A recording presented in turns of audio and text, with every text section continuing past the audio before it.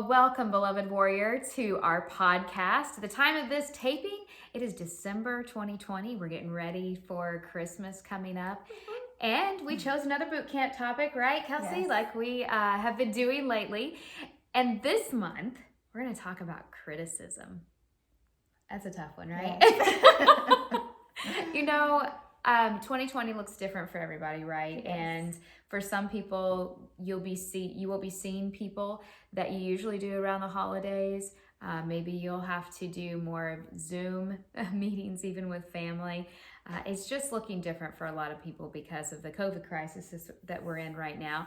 But one of the things that I do know, good or bad, how you want to look at it, is that families can be critical, right? Yeah. We can be critical of each other, and even in the body of Christ, which we're supposed to be family, right? In the body of Christ, we can be very critical of each other. I know that I have been critical at times when I shouldn't have been.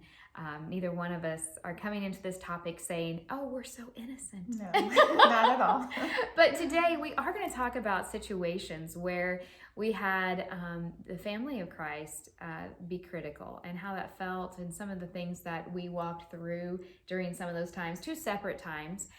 Also, I just want to remind you of the time, though, that Jesus said when his mother and brothers were outside, people came and said, hey, your mom and brothers are outside. They, looking for you. And he says, well, who are my mother, brothers?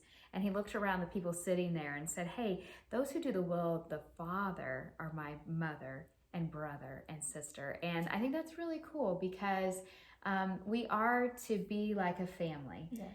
Doesn't mean families always agree. No. Or have the same opinion. Right. Right? Yeah. So we are going to talk about that. Now, Proverbs tells us a lot of really great wisdom. And Kelsey, I know you have some Proverbs that you want to share with us. I do. I mean, there are many to choose from. Sure. about yeah. our words. Mm-hmm. But I just chose a couple that really stood out to me and have really spoke to me. And I'm going to be reading these from the Passion Translation.